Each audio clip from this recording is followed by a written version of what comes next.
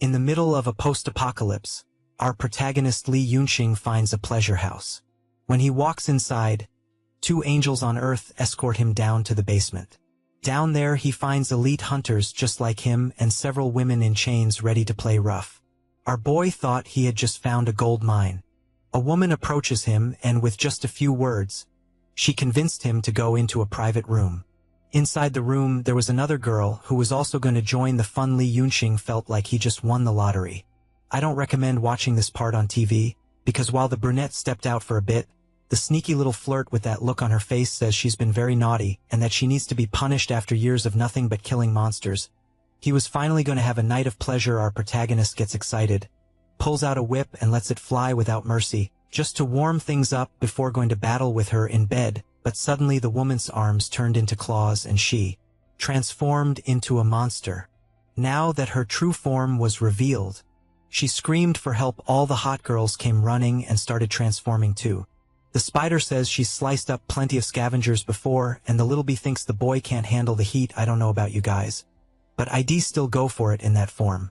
They all attack at once, closing in on him. But our protagonist spent the entire apocalypse hunting monsters. So he just smiled, pulled a talisman from his hand, and unleashed an electric blast that in seconds turned those hot beasts into barbecue. Their leader couldn't believe what she just saw. The boy wiped the entire room without even using his own abilities.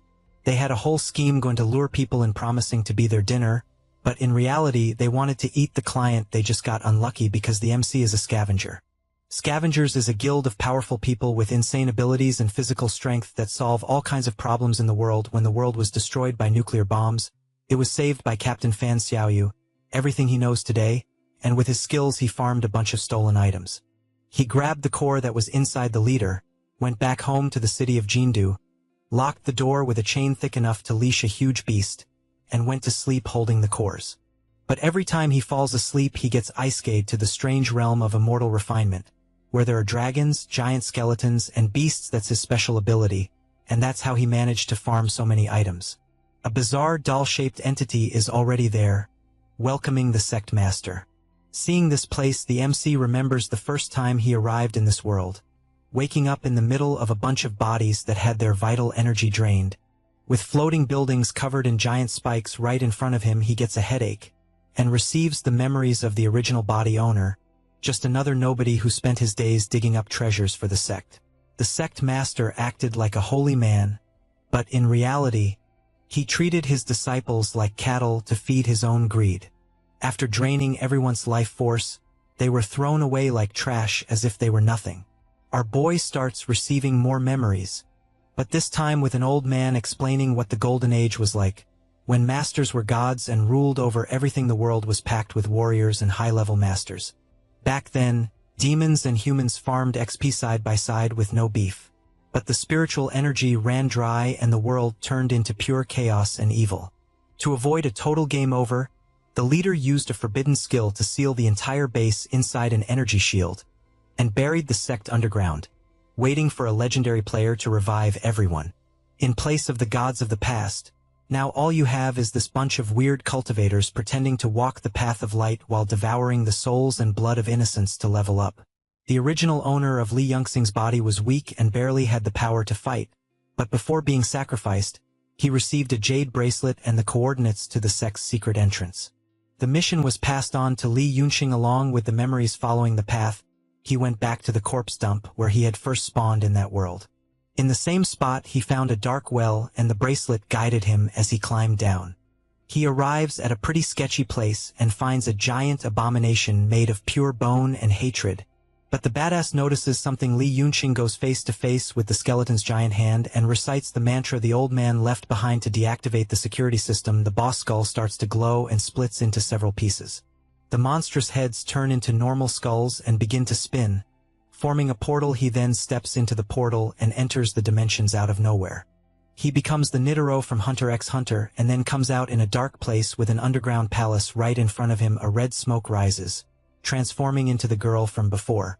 She explained that a part of her consciousness had been sealed inside the bracelet and was only released when Lee Yunxing reached the temple.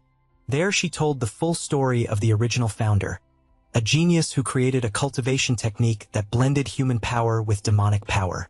When the monsters invaded everything, he faced the infinite army alone with just 2 moves.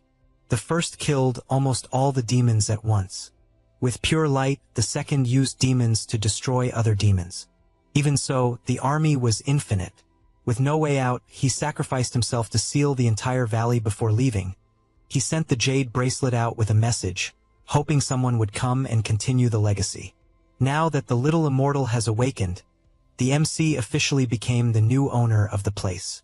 Now he understood that nuclear energy and spiritual energy are basically the same thing. The little immortal asks what's going on, but the MC just asks for a place to take a nap. She takes him to a resting area and swears she'll protect the master while he sleeps.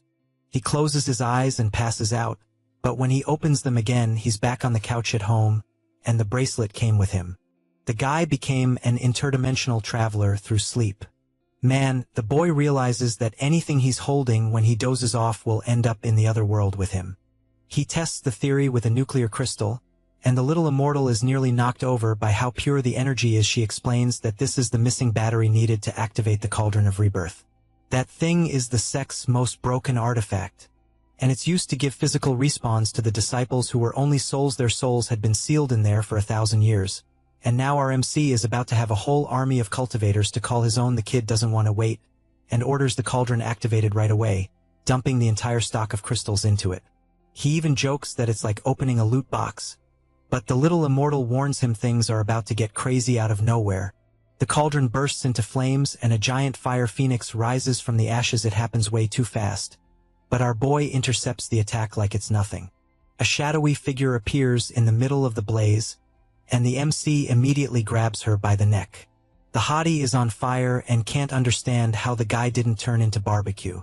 The chubby girl immediately realizes he's wearing the jade bracelet, and the MC just watches his new ally. She backs away in confusion, because the old master had already kicked the bucket and wonders whether the kid is the real reincarnation. She asks why she was summoned, and the MC explains that the plan is to rebuild the sect and rise back to the top. But she says she has no interest in boring stuff. Then the little one snaps and bites her on the head so she won't freak out again. The girl is furious and tells everyone to go to hell, shouting that no one controls her anymore. But the MC has the remote control and uses the cursed chain to give the brat a reality check. Seeing the chain, the little one asks how he learned to use that. He realized that all the souls there were bound to his bracelet, and the little immortal is stunned by the kid's audacity. She warns that those souls belong to demons who once ruled everything, and the only one they feared was the master. It seems that inheritance was passed on to the MC. The MC is holding the spiritual leash while the little immortal tells the cat girl to state her name and role. She says she used to be a high-level forging spirit, but our boy says that if she's useless, she'll be turned into nuclear crystal recycling. The girl panics and starts coughing up all the rare loot she had stashed away. Whips, talismans, and swords go flying everywhere. But the little immortal tells it straight. That stuff is beggar's alms. She pretends she's about to give the poor thing a game over, and the cat girl begs, saying she'll do anything to be useful to the sect. He accepts, but warns her that if she slips up, she's out. Back to the present, our boy is ready to test the sect system. He asks if nuclear crystals can be used as fuel, and the cat girl freaks out over the purity of that improvised spiritual energy, and she's happy to finally be able to refine something again.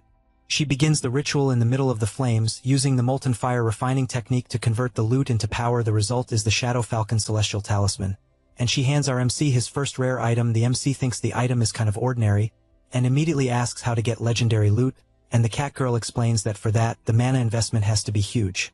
She activates the turbo mode of the refining technique, and this time what comes out is a mysterious seed. The little immortal recognizes the item and says the fruit of that plant is top tier.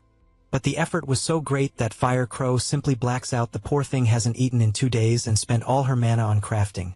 So our boy doesn't leave her on the ground, and carries the new ally off to rest in his lap. She'll be fine, but now the MC has one more mouth to feed. The poor thing is sleeping so deeply that not even the apocalypse alarm could wake her. The MC realizes that biological matter can't pass through the portal between worlds. But then he has a flash of inspiration and decides the best move is to summon more people to help.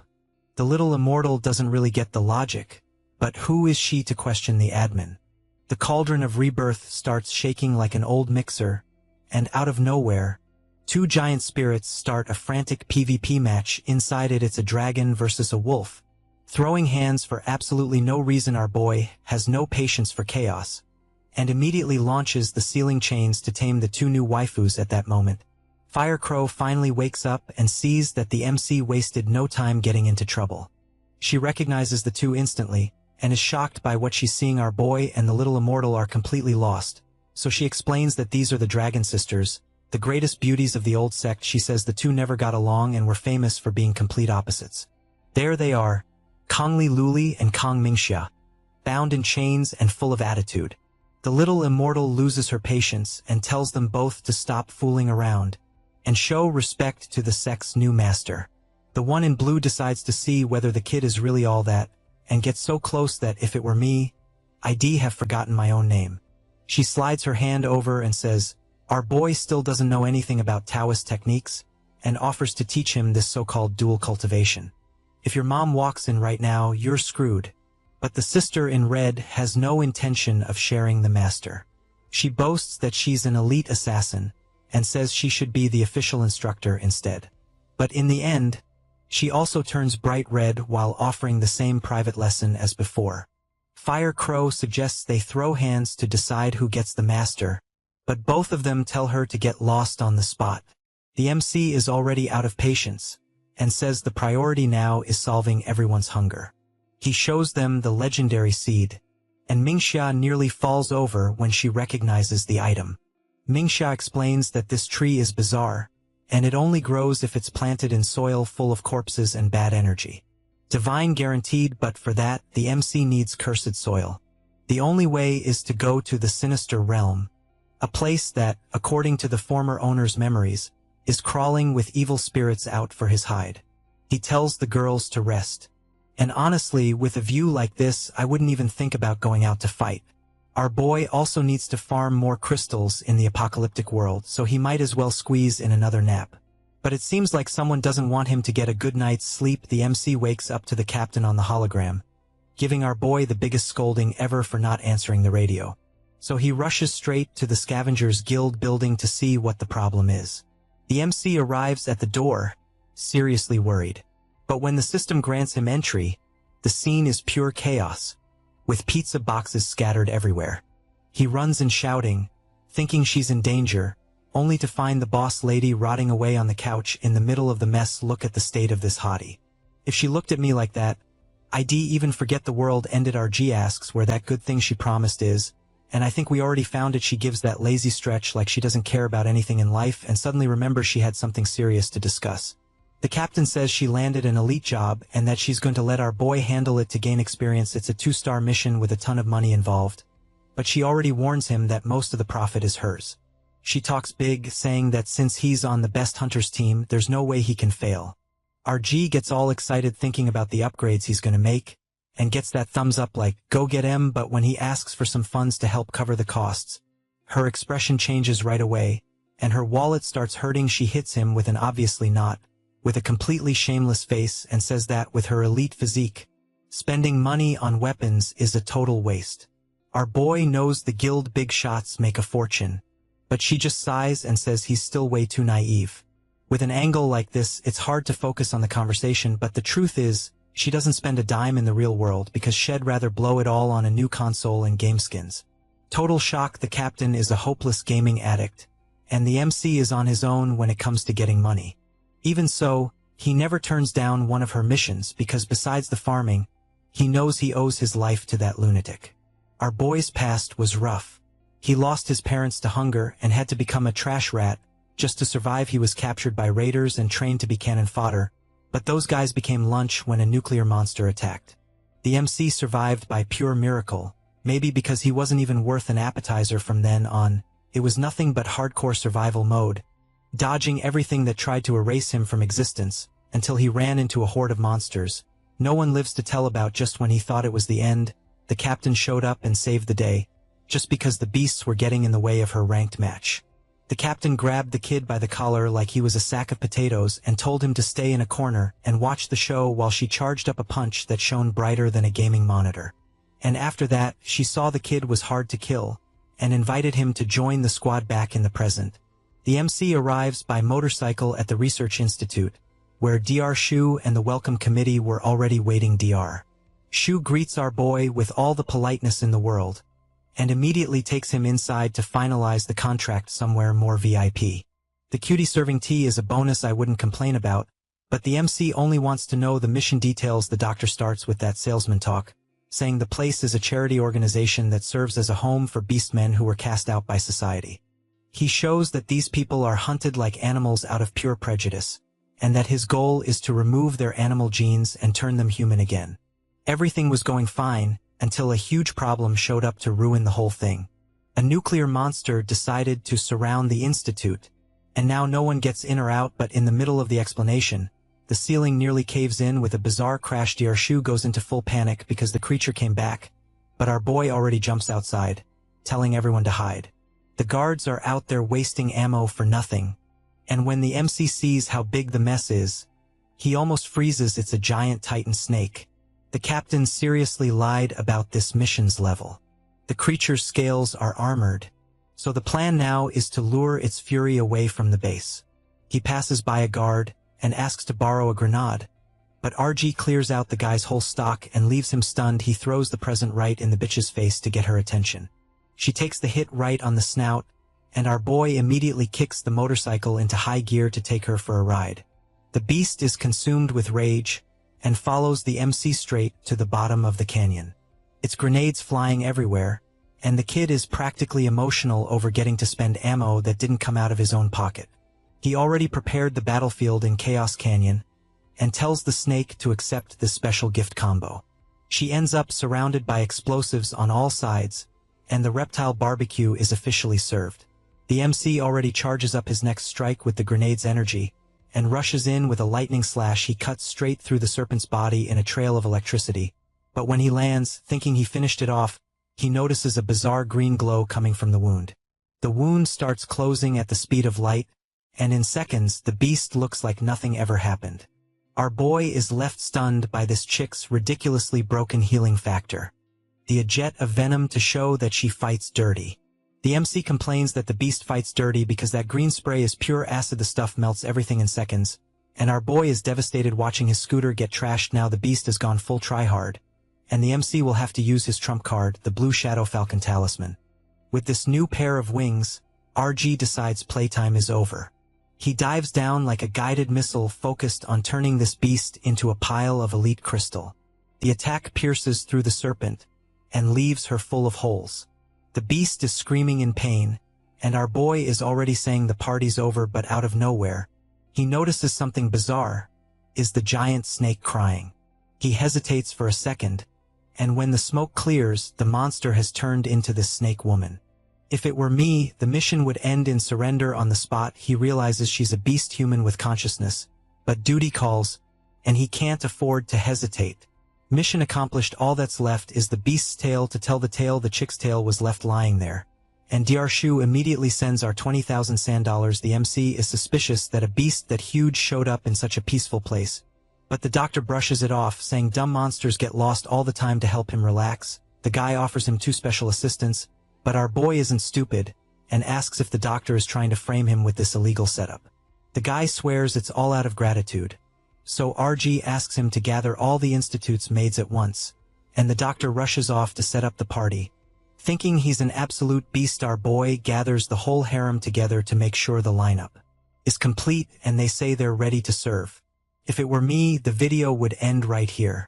But the MC says he's not really feeling that vibe, and activates another talisman, zapping the harem with a thundershock, while Dr. Shu runs off to the bizarre experiment lab. The maniac has a whole stockpile of preserved waifus. He reaches the main tank and starts talking to the mutants like a loving father, but our boy is already right on his heels, and the doctor tries to kick him out of the server by yelling at him. The MC is done with the nonsense, and logs the old man out with 1 punch. The guy even loses his teeth, but shows that he already hit the panic button to call for backup. The doctor sends the maids after him, but the MC shows that he's already broken everyone's collars. The old man completely short-circuits on the spot. Now his harem has become our boy's new squad, and he already knows the institute was just a front for kidnapping girls and torturing everyone. He used those poor girls as test subjects to farm forbidden experiments. The tables have turned, and the girls are thirsty for revenge. While the doctor tries to pull that sad flashback, swearing that he once wanted to save hybrid girls from oppression. Back in the day, the old man was a badass and handled things with brute force. Giving a beating to anyone who mistreated hybrids, he saw himself as a savior, and adopted a whole orphanage of beast folk to try to help. The man was a genius, and was close to cracking the code to turn everyone human, but then everything flopped. One of the beasts snapped and turned the place into a slaughterhouse. His wife died, and his daughter was left hanging by a thread. To keep the girl alive, the cost was astronomical, so he sold his soul to this mafia to keep the bills paid. The guy became a master of forbidden alchemy, and started farming dirty money by selling the poor girl's essence on the black market. The final plan was to fuse a beast's genes with his daughter's to give the girl a respawn. But finding someone compatible was like trying to get a legendary drop with a 0-1 chance. Then he found one who was perfectly compatible. She was the missing piece, but before he could finish the process, that snake invaded the lobby. Now it makes sense why the old man was so desperate for the MC to clear the map. Even Toothless, the maniac, is grinning like crazy because now the path is clear for him to hit start on the final experiment. The system confirms it, and the forbidden summoning ritual begins. The lab turns into a rave of radiation and green energy everywhere, and our boy tells the maids to save the other poor girls because if they cut the power now, the rest of the server is done for. But then he notices something bizarre. The flesh starts mixing together like modeling clay, with the faces melting into each other while the doctor celebrates success. But the MC feels like this patch came with a bug. The thing is becoming deformed.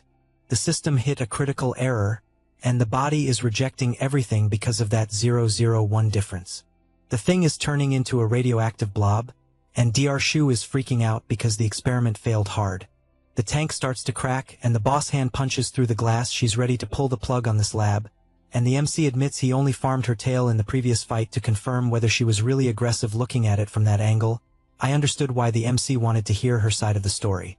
The story began in the radioactive forest, where the snakes got an evolution buff, and this little one decided to explore the humans' map. Dr. Shu was this little one's childhood hero, and she grew up seeing his face on every billboard in the city. She wanted to return the favor, so she and her big sis decided to pay a surprise visit, but the welcome came with a shock. They fell straight into a trap. In the panic, the white older sister knocked over a shipment of forbidden potions, and the mutation buff was so bizarre that she turned into a raid boss. She woke up gigantic in the middle of the woods, and now she only goes back there to try to rescue the little one without deleting any NPCs. The MC throws it in his face that that so-called hero was the one farming the little one this whole time, and the old man goes into shock when he sees his house of cards collapse. The mutant big sis finishes deleting the lab in a fit of rage. Cut to the captain waking up with the face of someone who lost their rank overnight, and the little green snake is already there dressed as a maid, saying hi. Fan Xiaoyu glitches out trying to understand where this kid came from. Our boy shows up all calm, saying the mission went great, and he even brought back a bonus. In the end, the white snake's attack served to reset the doctor's experiment, and his daughter regained consciousness in the middle of the rubble, revealing that it was humans who wiped out the at that time. A sinister tentacled shadow attacked the group, and the hybrids fought to their last breath to protect the little one. The old man finally realized the monsters were the good guys, but the lab had no power, and the girls were about to go down without support. That's when our boy used his last lightning talisman to act as a makeshift generator and save the squad. He used up the legendary item, and that's why he's on the captain's couch with a child in his arms. Fan Xiaoyu can't believe the bonus is a mini beast, and with the captain looking like that, I wouldn't be able to focus on the report either. The MC focuses on the little one's hamburger, already thinking about the XP shell farm.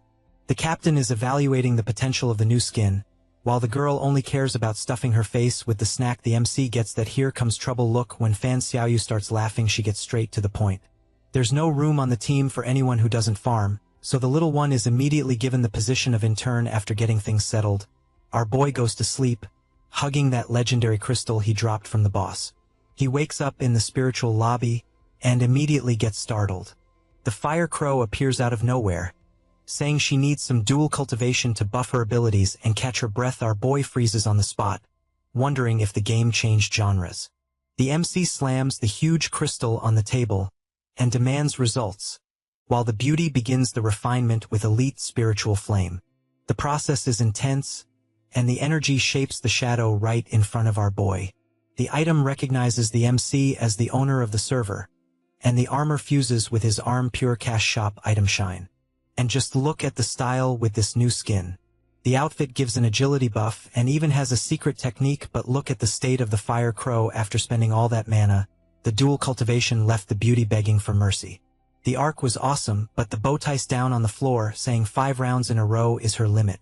If it were me, the server would never go offline. The MC tells the smith to rest, and decides to take the Dragon Sisters for the heavy work. Kongli Yuli gets all excited at the chance to leave the lobby. They arrive at the entrance to the pit surrounded by corpses, and the beauty jumps out of the portal, all happy to breathe fresh air, or almost. Mingxia immediately starts complaining about the stench of corpses, but our boy tells both of them to cut the drama. She grabs a bit of soil to test the quality, but the drop is bad. The soil is dry and useless for the divine seed. Out of nowhere, the bowtie's danger sensor goes off. She pulls the MC into hiding in a hurry, because an elite mob with a nasty look just spawned on top of the pile. The monster stretches its neck like a possessed giraffe, and comes down to check the area. Since she doesn't find anyone, she decides to leave, so she won't annoy the area boss. As soon as the mob disappears, our boy reappears in the middle of the bodies, putting away the invisibility item that saved the day. He explains that Noon is farming people for her master, which gives our MC an idea. And look at the size of that floating castle. That's where the cursed fertilizer they need for farming is. The plan is to infiltrate among the disciples and walk straight into the lion's den. Kongli Yuli is grinning for no reason, saying the most dangerous place is the perfect safe zone for them. Kongli Yuli has that little smile of someone who's already planned the whole scheme, and the chains tighten to make the act convincing. The monster nun leaves, thinking she secured the day's tithe. The sisters want to come along, but our guy tells them straight if they go with him, they'll only get in the way of his stealth. He moves down the corridor, and the place is more bugged than a server on update day. The objective is right up ahead, but suddenly the cat instinct screams at once, look at the size of that mob. If that's not the area boss, then I'm a tutorial NPC. The monster is sniffing the air, confused because it caught a human scent, but didn't see even a shadow. Our boy uses the opening to slip away in cat form. Before his invisibility mana runs out, he arrives at a bizarre place where some old zombies are ordering people to ascend to the next level, except the door is a hole in a wall of flesh with 1,000 hands trying to drag you into the abyss.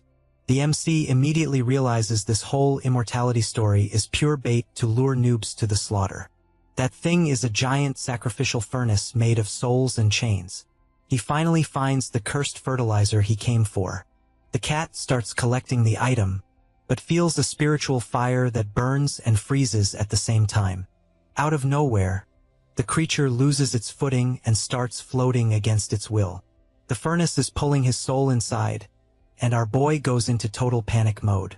Things have gone bad for the kitty. His cat mana runs out at the worst possible moment, and our boy returns to his original body. He's in shock. The suction from this tower is ridiculously overpowered, and if he doesn't act now, he'll turn into fuel for the furnace. But in the middle of the chaos, the MC sees a different kind of glow. A ghost girl appears out of nowhere, asking if he can see her. Our guy freezes. How is a soul just hanging around there without being refined? She tells him to stay quiet because the area boss notices any movement. She reveals that she's the spirit of the furnace, and immediately offers our MC a deal. Apparently she wants to defect, and our boy is her ticket out. The girl introduces herself as Zhao Jing and says she used to be the rarest item of a sect that turned monsters into XP pills. That thing gave absurd buffs and even divine abilities. But her glory days are over, and she fell into the hands of a high-rank villain. That so-called ancestor sealed the poor girl with a divine needle to farm evil pills. She's tired of this life as a spiritual slave and promises to become our boy's official support if he frees her. The MC freezes at the offer. He realizes that the giant pillar that almost swallowed him is actually the Catgirl's chest. The Catgirl explains that colossal pillar is the needle keeping her pinned down, and our boy immediately panics, saying he's not there to take advantage of her appearance. He just doesn't know how to help. The seal on his belt glows, and he grabs Zhao Jing, so she won't be sucked back into the center of the furnace. Our guy switches into serious mode and summons a shadowy mechanical arm to help out. He summons a giant legendary sword straight from his inventory, and it comes crashing down, shattering the evil chains. His eyes are locked on the loot. To finish the job, the MC pulls out the whip of truth and starts lassoing the pillar to yank that giant thorn out of her arm. Our guy is at his limit, and Zhao Jing starts getting worried, but then he pulls out that buff pill refined by Fire Crow. Using a rare item hurts, but getting a support waifu that generates infinite loot is worth the investment. He pops the item, and the beast goes into full berserker mode. His raw strength increases 100-fold. His body heats up so much that even the cat girl is startled as he rips out the pillar and blows apart the seal with a pull worthy of a top ranker, with a scream that makes the whole server shake. Zhao Jing is finally free from the chains and immediately jumps onto our boy's neck, pledging eternal loyalty. What an upgrade. Huh? Our boy secured the main loot, the furnace that turns demons into XP pills. His inventory is full. But now the problem is getting out of this map alive. Out of nowhere, the nightmare-faced elite mob appears behind him, asking who the thief is. It's a bizarre cultivator who looks like a sketch from hell with a giraffe neck. The MC freezes because the noise from the fight woke up someone who definitely shouldn't have been awakened. These creatures are high rank and farm human bone essence to level up. The freak recognizes our guy from somewhere. She opens that huge mouth and demands to know how a noob like him removed the needle seal. The MC switches into smooth talk mode and pretends he's going to hand over a treasure. If she spares his life, the monster falls for the bait and comes closer to inspect the item, while our boy just waits for the right timing. The MC takes advantage of the monster's opening and charges up a punch with the pill's full buff to fire off a beam of light that cuts across the map and deletes her HP bar. The freak drops flat to the ground. Our guy sees a glow coming out of her body and immediately runs over to see if the drop is legendary. And Zhao Jing explains that it's the golden marrow bone, where the XP is stored. The boy is stunned by the jackpot, but he has no idea how to use a high-rank item like that, so the ghost kitty immediately pulls the bone over to herself, and the MC just accepts that the loot belongs to her now. The buff effect wears off, but the mission is a total success. Fertilizer secured and a bonus item in the bag. He goes back into cat form to slip away quietly and meet up with the rest of the team. All that's left is the monster's remains on the ground, and she dies without understanding how she got soloed by a noob. The monster's soul turned into a bizarre fly swearing revenge as it flies off in search of a new body. In the lobby, the Dragon Sisters are bored out of their minds, waiting for our boy to come back from farming. Ming Sha notices the creature coming and immediately gets ready to crush the intruder, but the creature dodges and decides Li Yuli's body will be its new skin. The fly lands on the kitty's cheek, and her sister doesn't miss the chance to smack her as hard as she can right across the face. Li Yuli wakes up with a mark on her face, thinking there was an earthquake. Ming Sha freezes, thinking the master got himself into deep shit and the fight has already started. But Li Yuli immediately calls it out. She's acting weird and hiding the fly's drop. The creature is back there screaming in terror. They feel a heavy boss aura approaching, and this giant bizarre Buddha bursts out of the ceiling, inviting the two of them to his room. Li Yuli decides to play nice to buy time and betray the fatty later, and the creature gets all emotional already, thinking it's hit the jackpot. But Ming Sha has no patience for the tricks, and immediately plants a kick in the freak's face with an elite combo. Her sister is stunned by the lack of strategy. But the redhead only cares about crushing the boss. Li Yuli accepts that their cultivation is trash, and decides to rely on the cash shop items the MC gave them. Ming Sha immediately pulls out a grenade, thinking it's a healing item, and gets hypnotized by the immortal pill shining brighter than a. The redhead is absolutely thrilled with her new toy, but Chubby definitely didn't like getting kicked, and his eye is already glowing with hatred.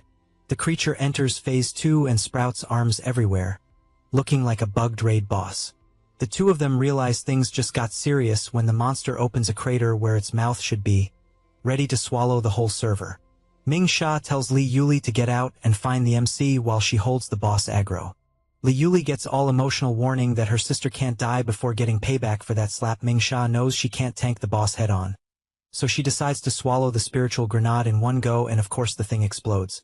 The girl is reduced to dust, while the giant creature comes at her with its mouth wide open.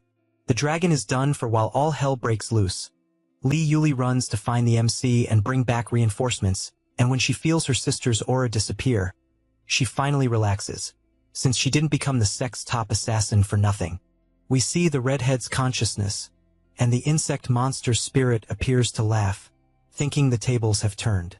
The creature wants to take advantage of her sleeping to devour everything and steal her body, but the plan goes down the drain when it feels a pressure coming from behind, and a dark version of Ming Sha appears, holding the insect like it's trash. This new consciousness takes sadistic pleasure in crushing ants, and can't wait to take full control of the avatar. She immediately goes after the original to complete the takeover. The mental takeover enters its final phase, and the two consciousnesses clash head-on. The original Ming Sha is trapped in a sea of hands. Completely stunned, she lets out the kind of scream of someone getting formatted by the system. Meanwhile, in the real world, the boss starts feeling sick. Chubby thought he'd eaten the girl for dinner, but digestion is about to hit hard. Out of nowhere, a fist punches through his chest from the inside out. The creature starts exploding into arms, looking like some bizarre texture glitch, and the one bursting out of his body is Ming Sha, in dark mode, complete with a purple aura. She's wearing that little smile of someone who just inherited a max-level account. All that's left on the ground to tell the tale is the remains of the boss hand. Ming Sha is puzzled by that weird drop the boss left behind. She mercilessly stomps on the hand with the eye, because there's no room for cursed loot here. Now she wants to figure out where the hell the server dumped them. Meanwhile, the fragment of the hand starts sliding across the floor as if it had a life of its own. The thing tries to run off and hide in a dark corner, but look who shows up. The spirit explains that it's the foundation of some baizu, an item that shouldn't be lying around there. Meanwhile, Li Yuli is lost in a never-ending labyrinth. She runs and runs, but the corridor seems infinite, and from this angle we can see her leg day is definitely paying off. Li Yuli realizes she fell into a trap, and now things have gotten seriously tense in the middle of the corridor. Some guy appears meditating like he owns the server. Li Yuli immediately gets alert, not knowing whether he's a ghost or just an elite mob. She doesn't want to waste time talking, and immediately draws her bowstring to land the first hit. The shot fires with full force, lighting up the entire corridor. The arrow goes straight through the guy's head, but the damage doesn't even register. The freak doesn't even blink, and warns her she's asking to get deleted from the map.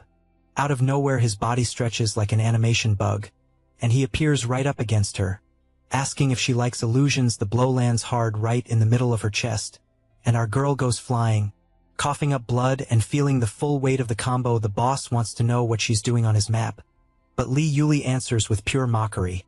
Even though she's completely battered, he doesn't even flinch.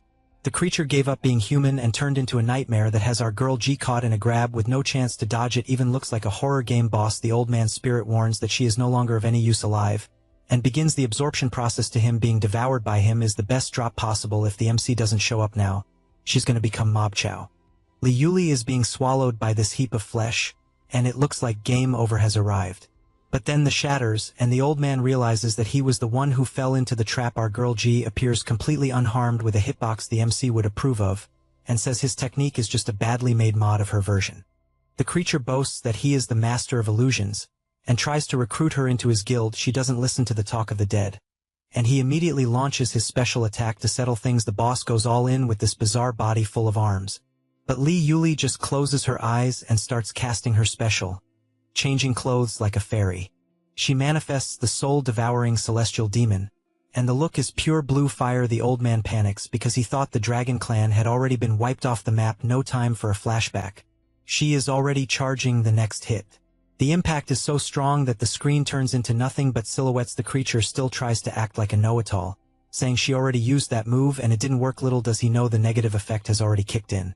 The boss head explodes in a burst of dark energy, and our girl G stays there floating, proving that account level can't beat legendary skill. Li Yuli explains that dragon blood is the perfect counter to any illusion, and that the boss was doomed from the moment he was stained by it. The creature's body splits open and reveals his quest item, a severed lizard tail. No wonder the guy was so arrogant. His whole foundation was pure meme. Meanwhile, the scene shifts to a sinister red, and Minja starts hearing voices, as if someone were spamming a spell into her ear. It's a heavy mental debuff. She can't tank the headache in short circuits. Our boy arrives in the clutch and catches the redhead before she falls, while the boss stays there bound up, just watching everything unfold. He grows thoughtful, trying to understand what that sound was and where Li Yuli ended up. Little Immortal appears before the MC with an urgent warning. Ancestor Wudong is waking from hibernation after farming a ton of blood essence, and the creature is pure nightmare fuel. Our boy gets tense because he knows he can't tank this boss right now. But the little one says she has a plan and will need his help for the final coup. She turns all red while explaining the method, and if that really is the plan, our boy hit the jackpot. The MC nearly falls over when he hears the setup is dual cultivation. In the middle of all this chaos, she doesn't even wait for an answer, and dives straight into his mind to begin the process. Suddenly, reality shatters, and our boy ends up in a mental space that looks like a luxury lobby. She explains that this is the only place where they can do this upgrade, since she is still only an artifact spirit in the mental space. All his quest items are on display, and the little one has already manifested the golden lotus she crafted to serve as the foundation. MC meditates. The energy begins refining his body, transforming his blood into pure power. Time for the breakthrough. Our boy feels his energy centers glowing brighter than a Christmas tree. Their spiritual dual cultivation is in full sync, and since it's on the astral plane, outfits are optional. Drain everything. The little one confesses that she stole all this XP from the ancestor himself while she was cooking pills for him. Now she transfers that forbidden farm to our boy so he can finally solo the boss. The little one warns that the first time hurts a little, but he needs to tank the process. The light grows so intense it blinds the server, and the final upgrade finally goes through.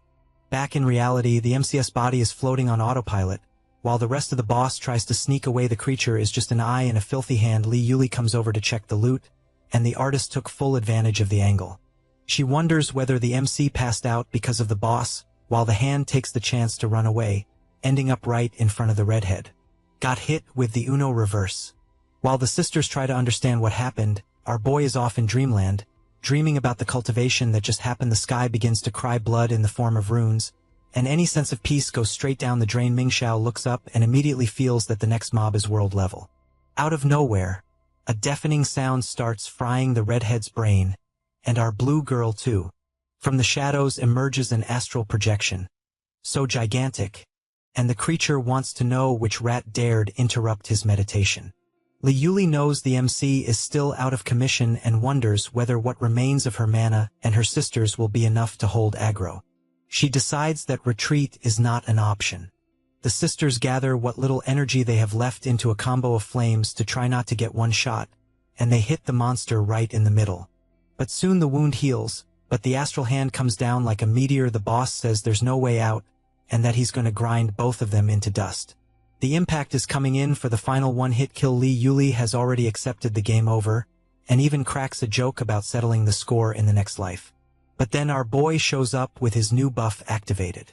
He throws an uppercut that shatters all the pressure of the attack, and the boss hand simply can't tank the damage from RG. The ancestor still tries to act all smug, calling the MC an ant and throwing a punch at him. The impact was brutal, but RG wasn't there, so the boss starts looking for him, saying he won't escape. Mingxia is in shock at the MCS new aura, and Li Yuli can't understand how he reached core formation so fast. Our boy says it's a long story, and warns that everyone should get back to the hideout before the map resets. The MC says they need to plug that pit with a body, but Li Yuli warns that alone won't tank the problem, and that they need a seal. She immediately switches to support build and starts casting an illusion skill, making the corpses on the ground get drawn toward the hole's entrance, until the passage is completely blocked by a pile of bones back at the base. Our boy notices some strange movement and freezes.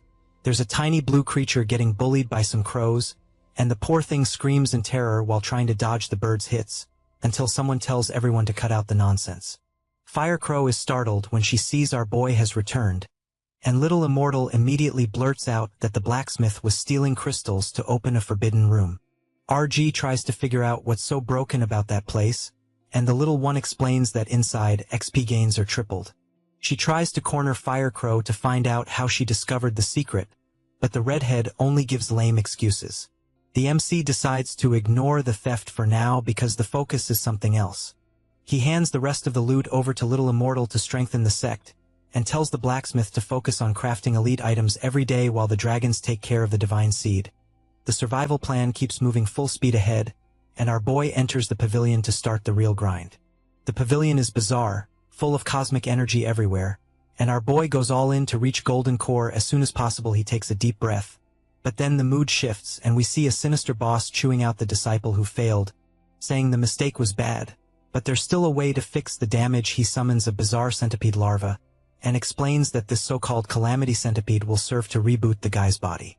The creature starts merging with the man's flesh in a really disgusting way, and the result is a totally glitched-out avatar covered in eyes all over its body. The boss says time is running out, and that his quest now is to hunt down our MC. Meanwhile, the scavenger is flying like a rocket, acting like he owns the sky because he blew a fortune on a used jetpack.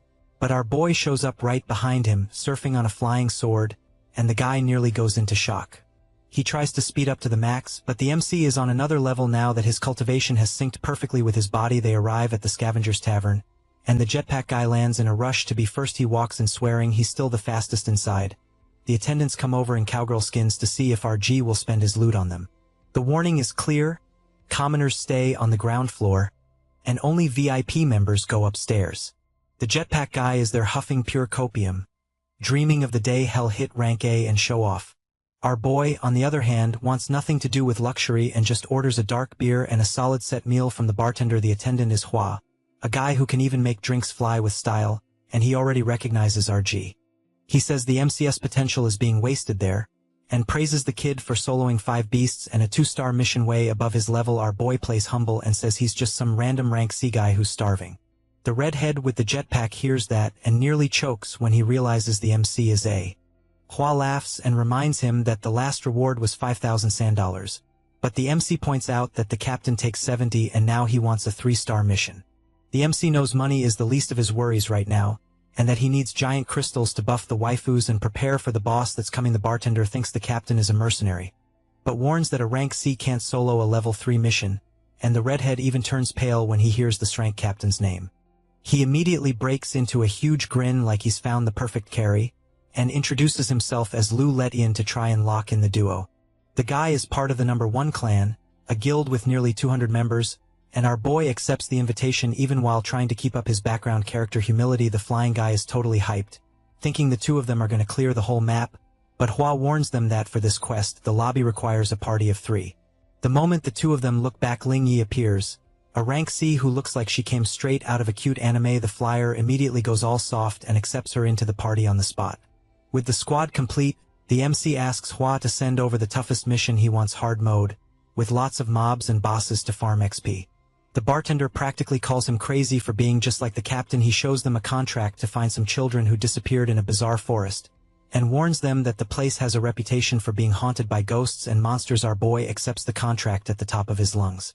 The lobby set and mission accepted, even with the redhead scared to death of the supernatural. The redhead is worried whether the cute girl can tank the danger, but the bartender warns that time to save the children is running out. He shows them the map with the most dangerous desert routes. The safe path takes 10 hours, which would mean game over for the mission. But Ling Yu strikes that pose like she's got a cash shop item hidden away. She pulls a glowing shrimp out of her inventory and starts calling for Xiaolan like it's a little puppy. Suddenly, the server lights up and a portal opens in the sky. A giant star whale appears to serve as transportation for the squad.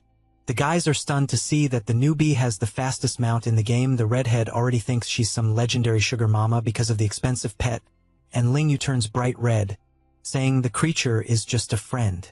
While the jetpack man struggles, our boy carries the girl on his sword.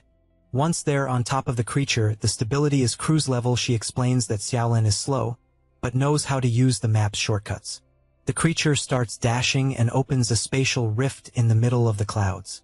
The scenery turns into a mess of spatial distortion. RG senses a trail of evil energy coming from nearby void forest. New map unlocked. Our boy and the trio finally land. The atmosphere here is insanely heavy. The newbie is already shaking in her boots, remembering some horror stories about this map. She says this used to be the Forest of Miracles where humans lived peacefully in a village. They shared the lobby with the beastmen in peace, but one night, the game flipped and everyone ended up dead as dirt. The scavengers wiped out the beastmen, thinking they were the culprits, but a little girl saw a red ghost watching everything from afar. The redhead is in full skeptic mode, thinking ghosts don't exist. But the newbie speaks plainly. The story came from a reliable source.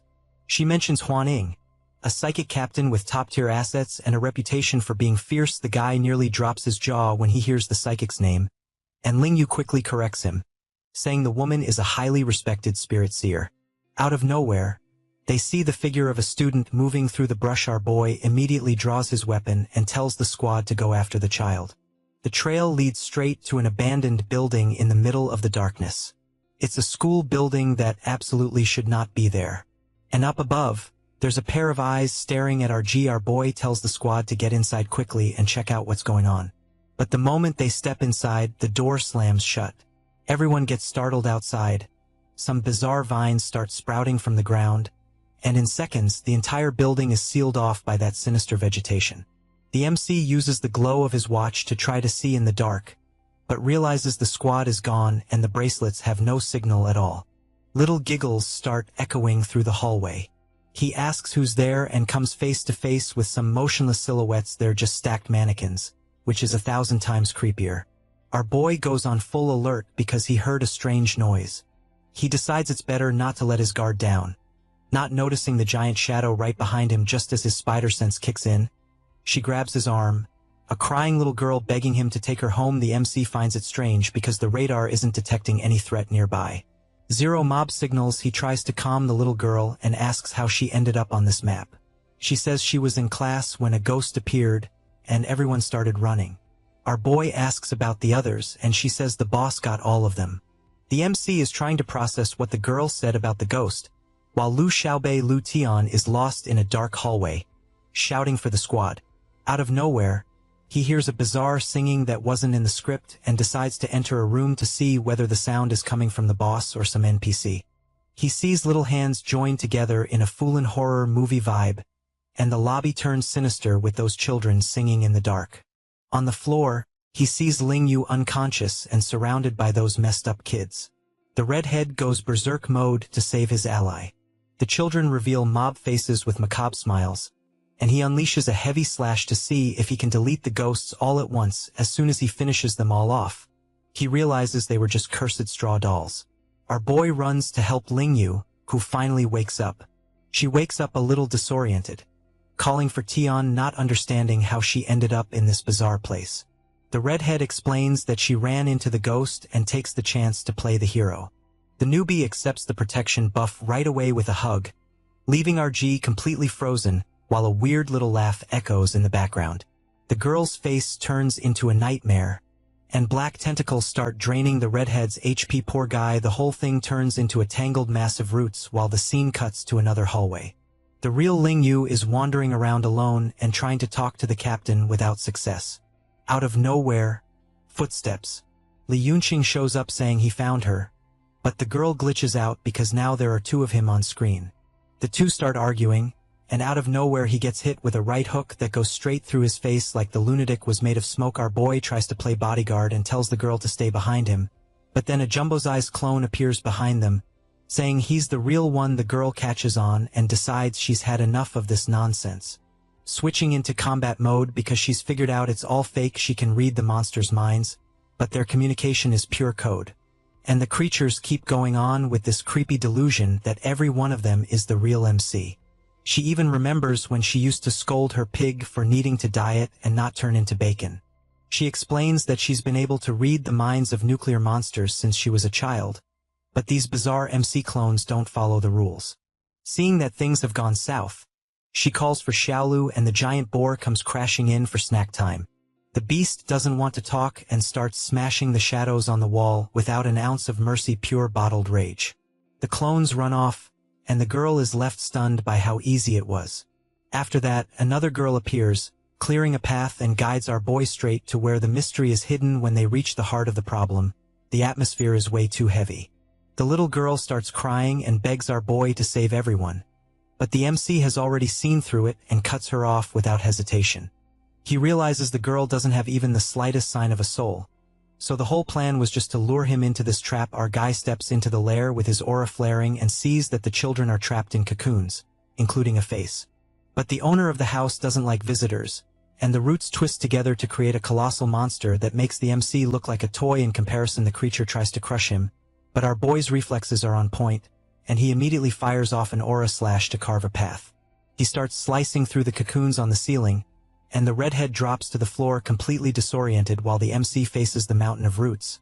He warns that they're inside the creature's stomach and tells the guy to save the others. The dude nearly has a heart attack, thinking he's seen a ghost, and is left stunned by our guy's level of power, but there's not even time to catch a breath, because the creature can read minds and copy whatever trauma they have. The creature doesn't just copy what it sees, it digs through the trauma in people's minds. But Ling Yu reappears with her boar to even the fight. The beast comes charging in, trampling the roots with full force, and the redhead has no idea what to make of this mutant pig that looks tough as nails. The girl is having the time of her life riding the beast, acting like she's out for a stroll in the park. Outside, the true puppet master watches the building being swallowed up, and says the nutrients have finally arrived. This galaxy-faced villain activates his final plan, making the entire building start shrinking and crushing everyone inside. Not even our boy's avatar escapes being suffocated by that mountain of roots. The lunatic explains that he spent 100 years cultivating this bizarre nuclear tree, waiting for it to sprout, so he could finally reap the results. The tree looks like a giant bulb in the middle of the forest, and he's already eyeing the fruit, which looks more like a mutant brain. He's all excited, saying the tree only needs 1 day to bear fruit, and that even if it dies afterward, dozens of fruits make it worth the effort. But out of nowhere, the gleam in the villain's eyes vanishes because the fruits start shriveling right in front of him. They turn dry and gray in seconds. The guy starts freaking out, trying to figure out who's stealing his energy. Out of nowhere, the ground explodes and sends everything flying, and our boy appears with the boar to rescue the people who were trapped. The villain is in shock, unable to understand how a mere rank C escaped his control. The lunatic tries to strike back with that galaxy energy, but the MC looks up at the sky and realizes things go way deeper than that. A colossal hand comes out of a portal and tries to crush the boar. Our guy throws the rope and tells the beast to take the children far away from there. Without looking back, he charges at the villain, who now has some kind of space tentacles, and starts weaving through this whole mess to finish the job. Our boy unleashes a beating with blue energy and pierces the villain's chest. The guy doesn't even blink and says even a Ranka would struggle to wound him. He likes our guy's talent and decides to return the favor. He throws a punch the size of a building, and the MC tries to hold the world in his hands. What a blow! Our boy hits the ground completely battered. Realizing this enemy is basically immortal, the kid is screwed and knows reinforcements will take ages to arrive. Luckily, he still has one trump card saved up and activates an overpowered talisman that starts consuming his body to change everything from the inside out. He becomes practically a demigod with an aura that commands respect. The villain even gets excited by the change and decides that now the game is getting serious, throwing another space punch to test our boy's new form. Our guy is on a whole nother level now and comes flying straight at the villain. The lunatic doesn't even see where the blow came from. That's how fast the MC is, and realizes this new blade ignores any defense. The villain tries to recover, but the pressure is insane. The two collide head-on, and the impact creates a massive shockwave.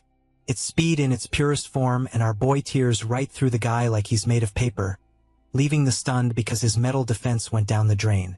But the MC knows time is running out and needs to finish the job fast. The guy gets shredded to pieces on the ground, and our boy lands with style. But the freak is basically like living mercury and admits he didn't expect this buff from the MC. Our G realizes this thing is way too broken, so the only option is to disintegrate him completely. The villain pulls out all the stops and starts spawning an army of clones to even the fight. Our boy decides two can play that game and makes a sign, summoning a terrifying golden cavalry to flip the board. It's the attack of 1,000 armies, and it steamrolls the villain's clones without mercy. The freak starts panicking when he sees the MC also has summoning cheats, and there's nowhere left to run. The blow lands squarely on the original, but our GS energy bar hits 0 at that exact moment. He returns to normal, thinking he finally cleared the area. But that blue light on the ground is a warning that the boss still has a second phase. Our boy plummets into the void and ends up straight in a grotesque dump full of corpses. Down there, a crazy long-necked woman is hunting the intruders, complaining that the mission is boring. The villainess is the definition of a red flag, but her figure makes it clear the author put in the work. She's accompanied by a giant centipede covered in bizarre eyes, and out of nowhere, an old man with red eyes appears saying he caught the scent of a woman nearby.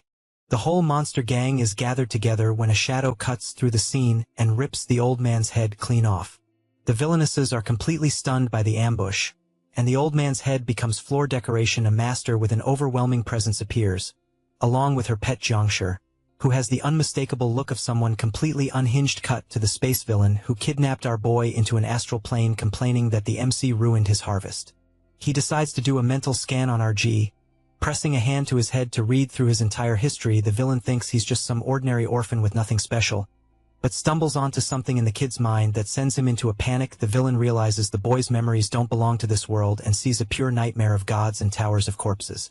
At the center of it all, a golden entity appears with power on a whole different level. The freak gets euphoric over the discovery. He turns his arm into a sinister blade and starts debating whether to erase the MC or keep the kid as a rare specimen. But out of nowhere, space itself starts cracking, and a fierce pink-haired woman appears, ordering the villain to hand over our boy right now. The freak can't believe his barrier got blown away by the power of her voice alone, and the girl makes it clear she's finally found her target. She comes in with a flying kick right away, throwing a punch that must have hurt down to the soul. The freak goes flying across the scene and slams hard into the ground. Losing control of the hostage, our boy falls in freefall, completely unconscious, but the pink-haired girl shows up to save the day. She catches the MC in her arms, and honestly, he's lucky to be carried by a top-tier waifu like this. The kid finally wakes up, but he's already frustrated because he couldn't finish the monster off. The captain is completely shocked when he mentions that the guy is immortal. The space villain is over there reassembling himself like he's made of mercury, and the bizarre tree has sprouted a fruit that looks like a giant brain. The captain doesn't want to hear any talk, and immediately starts beating the hell out of that seed of evil, making the whole thing collapse out of nowhere. Lin Yu and the giant boar show up to reinforce the team, and she says the survivors are already safe. The redhead glitches out at the size of the fruit, and the MC explains that the plant is kidnapping people to produce this anomaly. The captain decides the best solution is to destroy the fruit with her fists. The thing starts pulsing in a bizarre way, leaving everyone completely confused up above. A portal opens in the middle of the chaos and starts teleporting the fruits away. They end up in a completely desolate place where the space villain is waiting for the shipment. The guy admits he almost got taken out in that last fight, but his peace doesn't last long because the boss shows up with a heavy aura, demanding the harvest results. He explains that he only secured 7 because our boy and the captain gave him way too much trouble. Boss Ning accepts what's left of the harvest and immediately starts inspecting the goods to see if the energy is high quality. He gives the classic villain speech saying that soon he'll free everyone from that sealed land. Cut to the Scavengers Guild HQ, where things are getting serious. A summit meeting is underway with the toughest hunters in the area. President Mingyu, who looks like a kid but is SS rank, opens the meeting, but Hughes, who is swagger in its purest form, says he's way too busy saving the world. Uncle Long immediately calls him out, saying he should probably be out on a date instead. The guy doesn't even try to hide it and says that's how he recharges his batteries. The horned cat girl is completely clueless, while the captain is over there drooling in the middle of the meeting, and the president decides to leave her alone so they can continue with the agenda. The kid gets straight to the point. The villain Ning is about to break the seal and come at full force. The mood gets heavy for everyone, and the guy in armor already slams his fist on the table, saying he's ready for war. Hughes is still like, who even is this guy?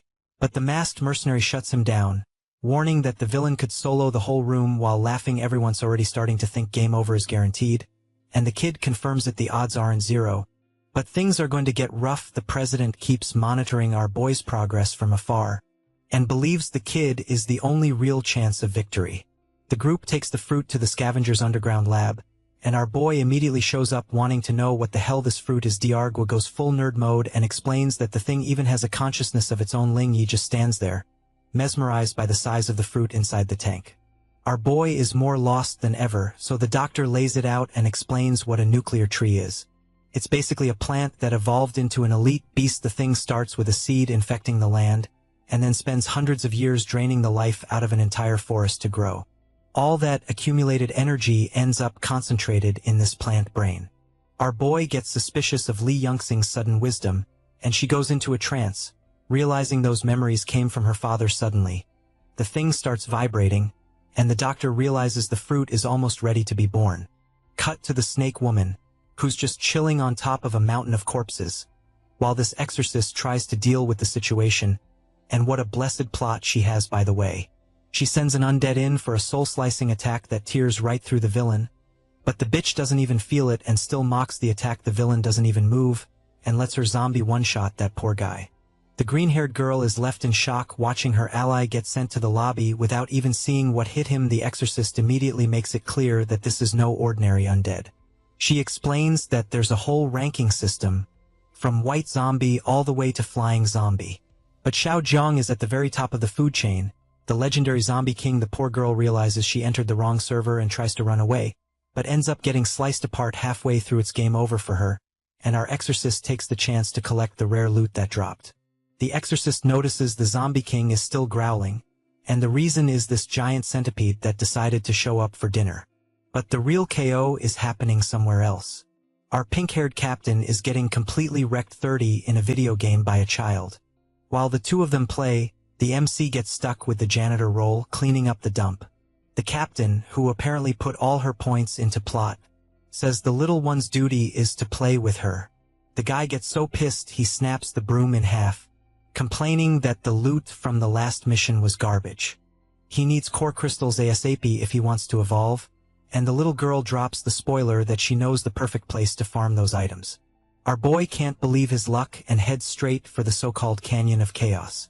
The guy drops down like a rocket, focused on getting past the snakes to reach the labyrinth. He uses some spirit clones to scout the path, and finally finds Crystal Paradise, its infinite loot. He starts stuffing his inventory like crazy, but out of nowhere a giant magic circle lights up in front of him, and a mysterious little witch appears to ruin the guy's farming session. The girl shows up looking like an anime witch, and our boy recognizes the beast. It's Mo Ling, and a rank elite of the scavengers.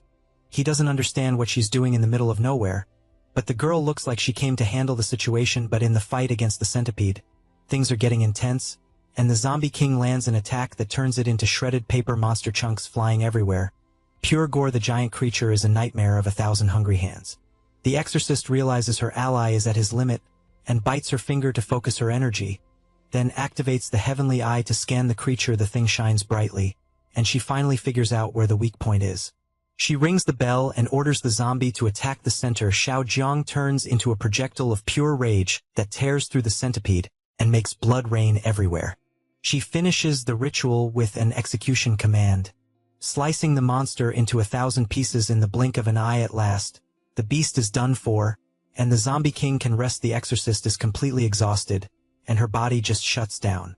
Luckily, the zombie king is there to catch his mistress before she falls. Meanwhile, gossip is spreading wildly among the flying monsters, who are already planning to call in the so-called ancestor to wipe everyone out. She crosses through a portal straight into the immortal refinement valley, and the two kids show up in a panic when they see the catgirl's aura is at 0.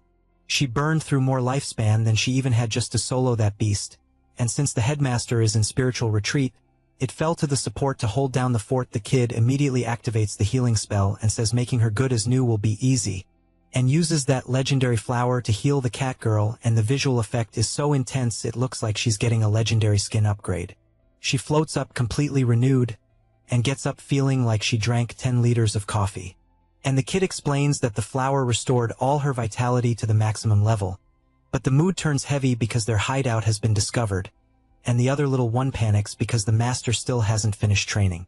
The catgirl gives that smile of someone who already knows how to solve the problem by force. Cut to this girl in a school uniform, carrying a magic circle, and from inside it, a marmot with glasses jumps out of the portal, and our red-haired boy has no idea what to make of this magic and hamster crossover. He tries to quietly slip away in spirit form with the loot in hand, but his luck is so bad that a crystal falls and gives away his position. Mo Ling realizes someone is nearby, and our dude can already feel the game overcoming. She prepares a star explosion special that shines brighter than the sun, and unleashes the hit to delete the poor guy from the server. He appears drenched in sweat, shouting that he's on the same side before taking another hit. 10 minutes later, things finally cool down as he explains the misunderstanding. She realizes the figure was just a decoy, and our boy confirms that's his skill. Mo Ling accepts the excuse and tells the guy to get lost with what he already took, but warns him that if he spills anything about the encounter, he'll be deleted in real life. Our boy isn't stupid and gets out of there with the loot. Before she changes her mind, the marmot gets pissed and asks why she let the little thief take the items for free, but the catgirl is on a whole different wavelength and starts casting a ritual with the remaining crystals. The power is so overwhelming that everything starts spinning in a wild vortex, and she gives the order for the upgrade to begin. The visuals look like an anime opening, with how much everything is glowing. She finishes the transformation, ready to solo any boss that shows up on the map. The marmot is stunned to see that the master just leveled up again. She complains that the crystal stock ran dry with that upgrade, and is already planning the next raid straight into the demon realm. The goal now is to clear the map of the pests causing trouble, and she opens the portal to get out of there right away. The redhead can only watch from the sidelines, trying to process all that information, and decides to follow his own path toward the Valley of Immortal Refinement out of nowhere. The scene cuts to our boy opening his eyes and being greeted with a welcome fit for an Ice Guy protagonist. Our MCS harem shows up in full force, celebrating that the master has finally awakened. He's completely bugged out trying to understand what the squad wants with him. The little bracelet girl pops up out of nowhere to say she's in the lobby too, and the exorcist steps forward, warning that their hideout is done for. She explains that a clash with the so-called ancestor Wudong is inevitable, and shows the rare items they dropped to help with the upgrade. The plan now is to put our boy through intense training so he can level up in record time. Lingya starts crafting to turn the loot into an essence pill, and after finishing, she hands over the legendary item that triples farming speed. The MC does the math and realizes that with all the stacked buffs, the XP gain is going to be insane. She then takes the item and shoves it down the MC's throat, and warns that time is running out so the boy has to tank it. The cultivation begins, and the atmosphere in his spiritual space starts boiling, while the artist takes the chance to raise the level of the plot with the waifus floating around. The heat is insane, and the girls can feel that he's about to explode until the MC breaks through the limit. Upgrade completed successfully out of nowhere. A colossal sword appears together with his golden core. The MC realizes that now he's on a whole different level of power, but then a golden entity appears, saying his disciples finally proved useful for something. The MC recognizes the guy as the former master of the Heaven and Earth sect, and gets all excited, thinking the guy is still active on the server, but the spirit tells him the truth. He died long ago, and all that remains is a soul fragment stored in the bracelet. He looks at our boy with that smile of someone about to pass the bill on to the next guy, and says the kid's progress has surpassed all expectations. The master decides it's time to teach our MC some broken techniques, and starts transferring the forbidden files straight into his mind. The light is so strong it looks like the monitor is about to burn out. Our boy opens his eyes in the real world with that heterochromia look every anime protagonist loves, and feels his body overflowing with energy after finally forming the nascent soul. The waifu squad celebrates that their energy has also been restored to the max, but Ling Yi warns that Ancestor Wudong is still an impossible level boss. Our boy just gives that smile of someone hiding his true strength. Cut to the bone dungeon in the other world, where Mo Ling appears with the mystical marmot. Ready for battle, the mascot warns that the Skeleton Legion is about to respawn. She says it's still not the right time, and then a flashback kicks in, showing that the little girl had already awakened her magic at age 5. She threw herself alone into this bizarre world, and spent a decade soloing monsters just trying to find her mother. Her mother was also a badass mage who vanished into a portal, and our girl swore she wouldn't die until she found her again. But the danger doubles with every floor and the respawn begins. There are so many skeletons around that the siege becomes impossible to tank. Mo Ling just gives that little smile like she's already set the trap, and dodges a heavy blow that almost sends the marmot to the lobby. She floats above the chaos, looking for the king of this mess, and decides to end the clown show with a chain lightning that turns into a collective bone barbecue. She notices that the boss only spawns after all the mobs are cleared, but still no boss. Out of nowhere the bones start glowing green again, and the Legion comes back to the server with an insane speed buff. The problem is that now they have lightning resistance, and the fight gets rough, so now it's time to test the broken skill she unlocked in her last level up. The girl summons the power of the goddess of ice, and makes it clear that this pile of bones isn't getting anywhere near her. She unleashes the special age of winter to freeze the whole map, and turns the army into popsicles. The bone popsicles fall from the sky, and turn into rubble on the ground. The marmot immediately takes the chance to scoop up all the loot that's dropping double. Mo Xiaobei gets intrigued by these crystals, and starts getting suspicious of the MC. She feels like the guy is hiding some secret about how he farms so much.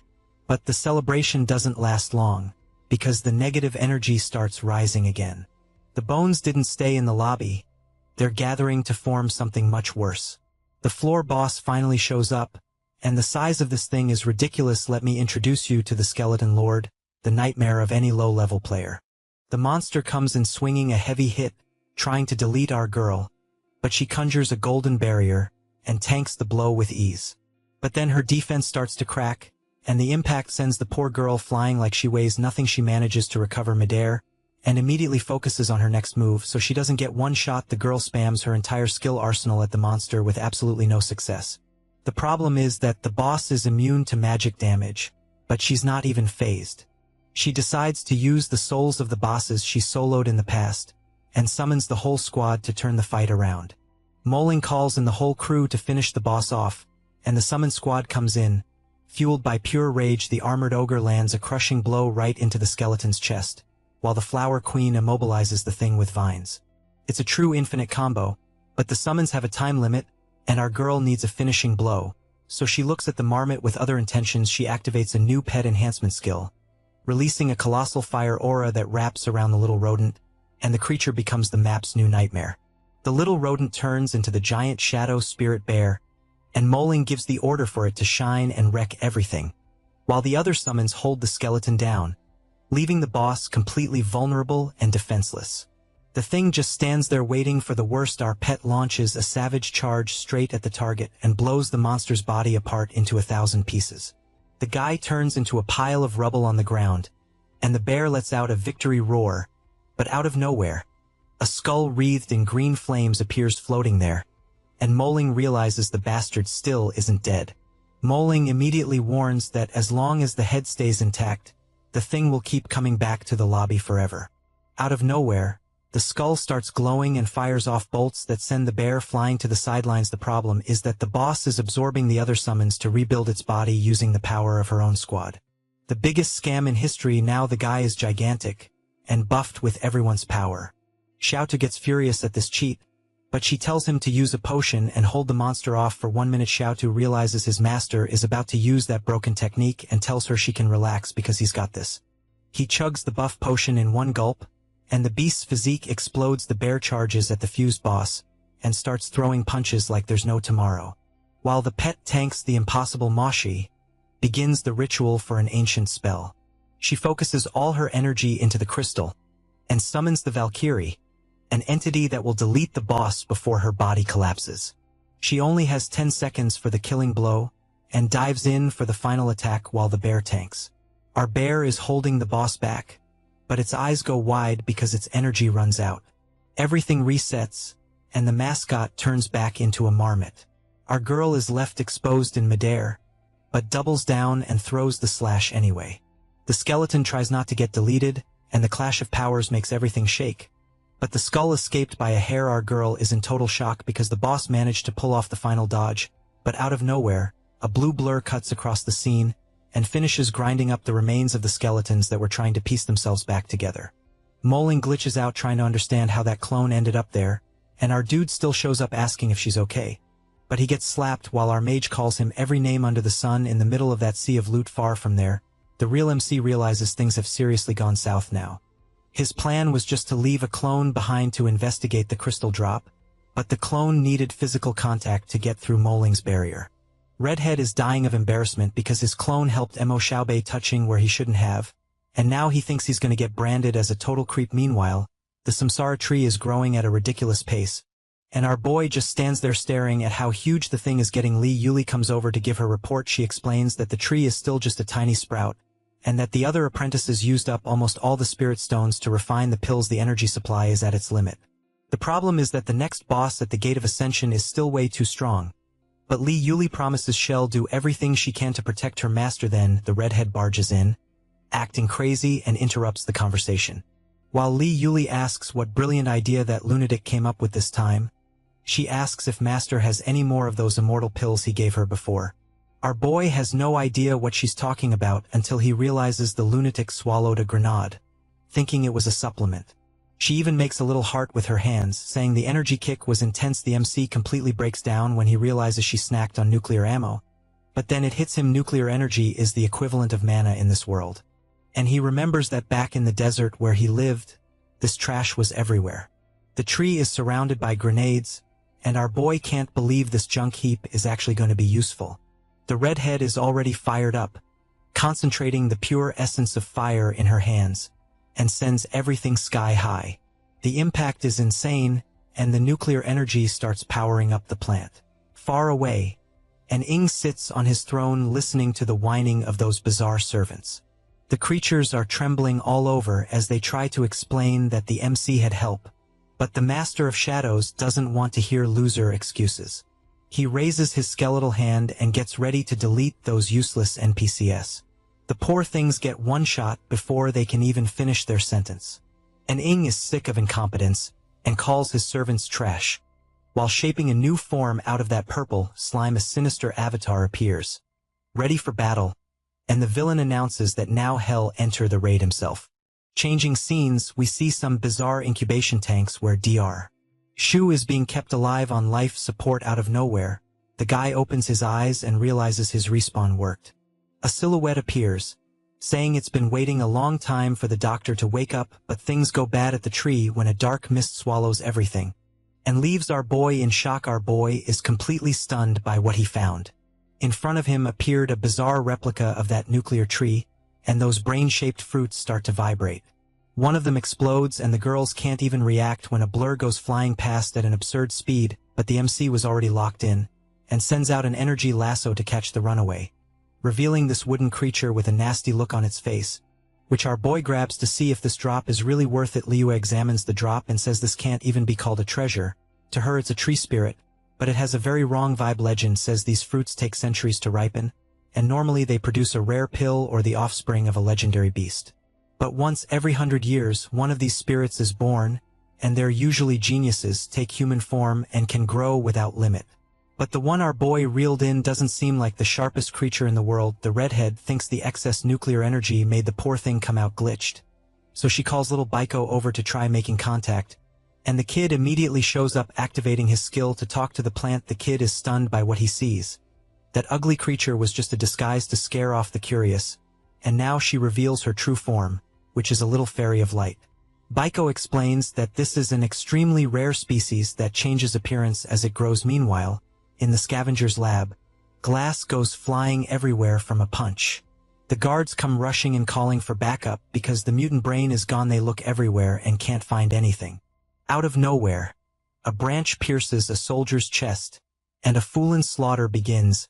With roots bursting from the ground and skewering everyone, the lab turns into a slaughterhouse in seconds. The missing brain actually gave birth to this horrifying thing, and Dr. Gua tells Redhead that the nuclear tree's fruit has finally hatched. The lunatic is completely stunned, and when he looks up, he comes face to face with the lab's new nightmare. We go back to the shaman from hell looking for the MC. Someone tries their luck and throws a heavy blade at him, but the monster doesn't even move as the metal grazes past him. He even mocks them by asking if that was their main plan, but ends up getting sliced in half before he can even finish laughing. The creature starts regenerating immediately, and the bastard even splits into two just to make the raid more complicated. Our boy is stunned to see that the slash did absolutely nothing, but Li Yuli explains that thing is just a puppet clone, not the real boss. She draws her sword and says she's gonna slice that thing up until there's nothing left. The exorcist calls Xiao Zhang in for the attack, and the little zombie charges in at full speed, piercing straight through the clone. But the monster gets tired of being a punching bag and orders them to focus on the girl, unleashing a rain of spikes in every direction that turns the poor thing into a human pincushion. The clone takes advantage of the opening and strikes Xiao Zhang without mercy.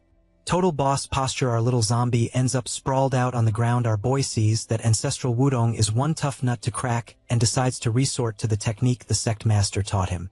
He sends a rain of golden swords crashing down on the clones. The creatures melt into the purple puddle, but then the stuff starts bubbling. The villain says those attacks only serve to buff him and creates an endless army. The guy calls the boy a thief and declares victory, but the MC asks if he really thinks he's gotten stronger. The boy flashes that smile of someone who already predicted the enemy's move and reveals that they were just illusions to lure the villain into a trap. Wutong is completely bugging out. The guy can feel his mana being drained. They're trapped inside the MCS refining cauldron, and he explains that if the main body won't die, then the only option is to cook the bastard down until he turns into pure essence fire. Crow steps in to turn up the heat and immediately prepares the forbidden seal, summoning sacred fire to fry the villain. The villain is still laughing, swearing that ordinary fire can't do a thing to him. But then he realizes it's real sacred fire, and panic hits him hard far away from there. Shu tries to figure out who the lunatic with a galaxy-like face standing before him is. The space villain says the doctor is far too talented to die and that he saved his life because he needs a favor. The doctor sees himself as a patched-up wreck, but the stranger points to the tank beside him and shows him the woman he loved. Shu is completely shocked because he remembered that she had died a long time ago. The villain gets straight to the point. If he helps, he'll bring the woman back and restore his body. The doctor takes the bait immediately and asks what the plan is. The man's plan is simple. He wants the doctor to figure out a way to copy human abilities. Meanwhile, somewhere else, a hand passes through the wall in a bizarre way.